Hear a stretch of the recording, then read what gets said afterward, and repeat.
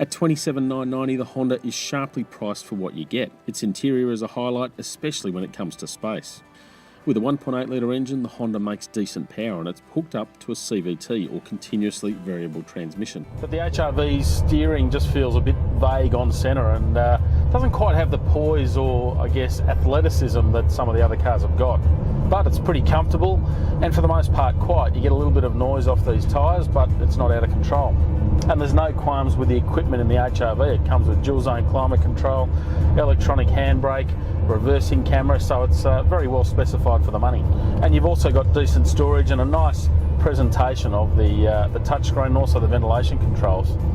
In many ways, this car's been something of a surprise packet. It's particularly rear seat space where the HRV is really strong. It's got surprisingly good head and leg room, and if you wanted to use it as a family car, you sort of could, whereas the other three, it's a little bit tight.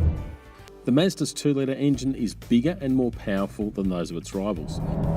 But the engine's a little bit noisy and it's also got a bit of vibration as you rev it out. And at higher speeds, the suspension isn't always settled, so you find the front ends up floating around just ever so slightly. It's not shocking, but it's a fraction disconcerting. There's also an active safety pack for about $1,000. It brings things such as lane departure warning and partial auto braking, which is able to apply the brakes below 30 kilometres an hour to avoid a nose-to-tail crash. Up front, it's super classy. It's got arguably the best cabin. Feels great to sit in, nice supportive seats, and they've taken a lot of time to get the attention to detail right. It does look really elegant.